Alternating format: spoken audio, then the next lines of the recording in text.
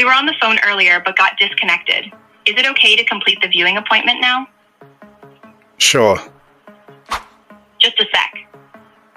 In this video, I'm going to show you how Sarah, our AI voice agent, never forgets a conversation. Now, this agent is able to call your lead back if a call ends or terminates prematurely. So the whole use case here is that somebody calls your estate agency or your business to book an appointment, and before the appointment is due to complete, the line disconnects or something happens to the phone call. What then happens is that Sarah is then able to use the information it already has to call that lead back. You can see the use cases here, the opportunity that this presents. You never lose a lead.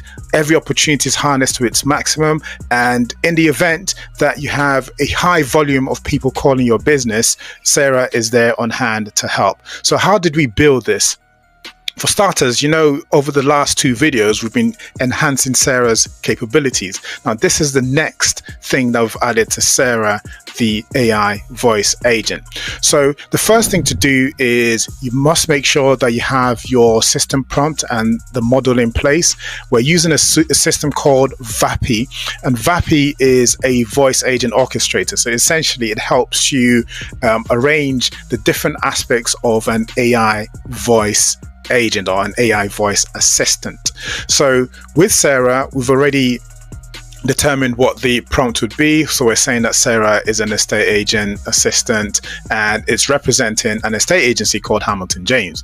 Now, I've amended the prompt, and each time I do one of these videos, I change the prompt slightly so that it meets the criteria that we've set and what we want to achieve in the video. Now, what we want is for Sarah to be able to call the client back because it doesn't have all of the information it needs. Now, we don't explicitly say that in the prompt here, but what we have done is we've configured an end of call report. Now, what we didn't have in the previous versions was the server message that goes back to the server URL. So there's an endpoint that gets called. So there's a website we call each time that Sarah concludes her phone calls, and that is the same web endpoint that gets called when there are functions and things for Sarah to do. I'm just trying to get to the page where we make that selection. So within VAPI, there's an area, the advanced section is where you specify what the agent can do in the background.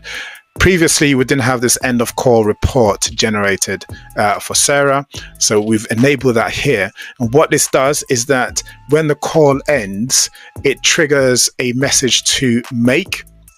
Make is the automation engine, and within Make, there's a lot more intelligence there that looks at what's been sent and uses the information that it has received to determine if would make that call back or not. But we'll have a look at that in a bit. The other thing that we enabled here is the analysis tab.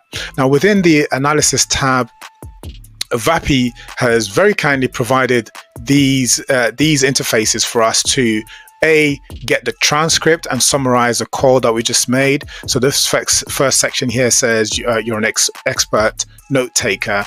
You're presented with a transcript, and it's for it to summarize a transcript in 2 to 3 sentences. Amazing.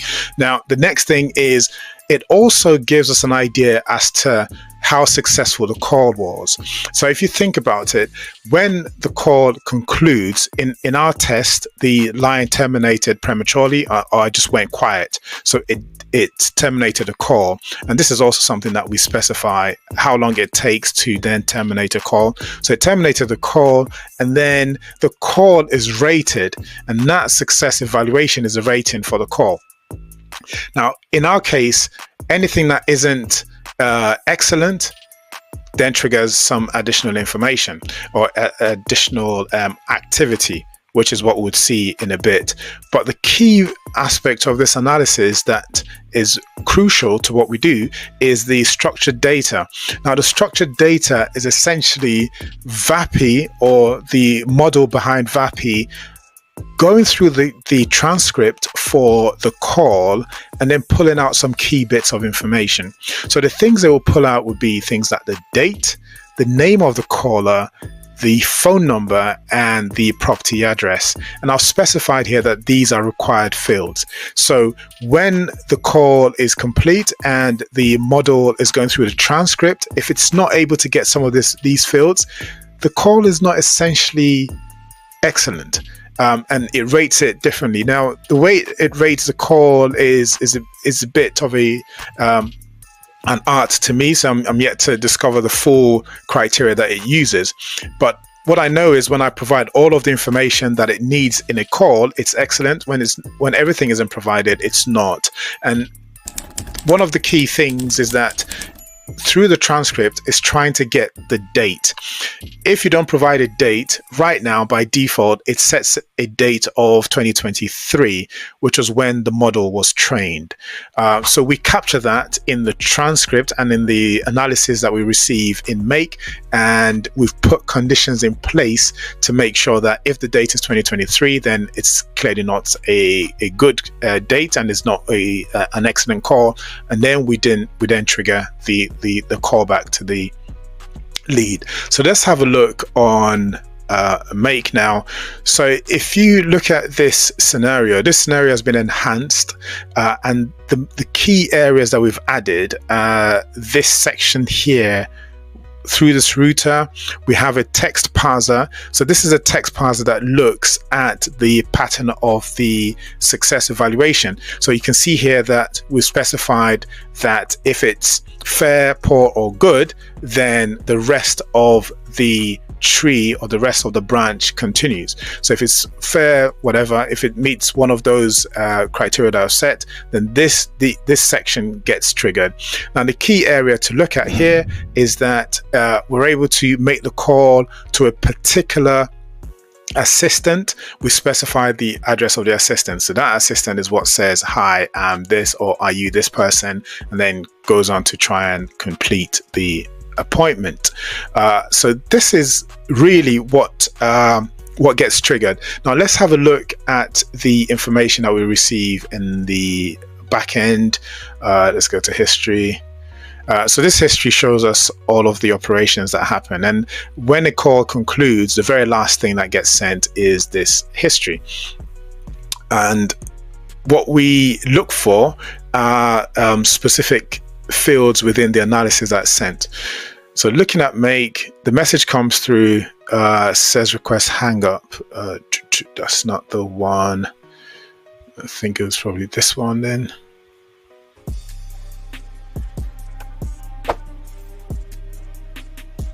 Let's see what the message said. Yeah, so this is it, the end of call report. So VAPI sends different updates to our Make and our automation. Now it's for us within our automation to determine what carries on and what continues. Now because Make sends even status updates, all of these things use operations, so it's key that you select the right things that get sent to our automation. So I showed you previously the page where I selected the end of call report. In that area there are also status updates and different things that get sent each time, and you can use all of that to build your database and build or track the phone call. Now this is the end of call report that comes in. We've got the analysis. The analysis on this one said the evaluation was fair. Wonderful, that's what I was looking for. So it's fair, it's not poor, but it's fair because it's not provided all of the information that I require in order to complete the appointment. So as I was saying, you can see here that we've got a date. The date is 2023. The name I used, Simon West, what it's about. So he came up with this by itself, interested in viewing a property, and then it's come up with the property address and then the phone number. I'll blank this out later, but that phone number is crucial because with that phone number, we then say here, we define some variables. I don't want to show the variable because it contains some private keys, but in here, it uses that phone number to then call VAPI, providing that information to it. You can see on here the different aspects that I've selected. So it provides the name, the phone number, and then the ID of the phone number within VAPI that will make the call to me. So that's how this aspect works. And if we listen to the recording, I'll add that to the end of this section of the video. And the whole idea is that you'd hear how the conversation goes, how it then calls back. Just bear with me throughout the period where I wait for the line to disconnect by itself. I'll find a way to speed it up again next time. But the key thing is that Sarah, our AI voice agent, is now able to call back if somebody calls it and doesn't provide all of the information we need. Now, the key things are it's able to detect the phone number. It detected my phone number automatically, so I didn't have to give it the phone number. It just asked me if the phone number was correct, and I concurred and agreed. And then the next thing it looks for is whether it's just a number and the name that it needs. If it's got the address, then it puts the address as part of the call back. Well, that's the idea. So if we now go back to VAPI, the last thing we want to check now is what gets called. So I amended this book a meeting assistant, and then I say here, hi, is that the first name? So that first name section would be the name I used to make the call, and then I specify here within the prompt, we were on the phone earlier but got disconnected. Is it okay to complete a viewing appointment now? So that's what you heard when the recording got started. So I'm very pleased with how this is working. Sarah is going to get even more intelligent and do more things in the coming days. But until next time, keep winning, keep hustling. If you have any questions or any queries about anything I've done, do reach out to me. Leave a comment in the comment section, DM me. If you want access to the blueprints and some of these prompts that I've used for today's video, do let me know and I'll provide access to them. So thank you so much for your time. Keep winning. Right now, I'm going to call the agent to go through the process of booking a viewing, and the plan is that the line would disconnect midway through the call and would see how the agent actually handles that situation. Now, the expectation is that it would detect that all of the information hasn't been provided, and then it should call back to get whatever information is left. So let's get started. Just dialing the number from my phone. So I'm not doing the web calling this time. It's me dialing the phone number. So let's get started. Hello, this is Sarah from Hamilton James Estate Agency. How may I help you? Hi, Sarah. I'm interested in booking a viewing. How can I help you today? Yeah, I'd like to do a viewing. You mean? Awesome. Which property are you interested in viewing? It's the property you have on Belsize Park or Belsize Road. Got it. You want to see the property at 5 Terrace Road, Belsize Park, London, NW3. Can I have your full name, please? Name is Simon West. Thanks, Simon West. Is this phone number +447 2396 correct for you? Yes, it is. Great, Simon. When would you like to schedule the viewing? So the line has disconnected now. The expectation is that I'll get a call back because I didn't give it a date and time for the viewing. It's ringing now.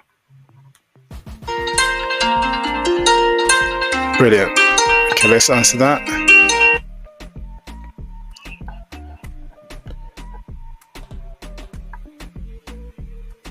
Hello? We were on the phone earlier but got disconnected. Is it okay to complete the viewing appointment now? Sure. Just a sec. So that's proof that if you don't provide all of the information that it needs to book the appointment, it will call you back. And I think that's wonderful, because then the leads you're getting, the clients you're getting through the door, you're not just dropping them because there's nobody there to collect certain information or the line just disconnected. You've got something that would automatically make that phone call for you, and that something is Sarah. So let's end the video for now, and I will show you how all of this was built.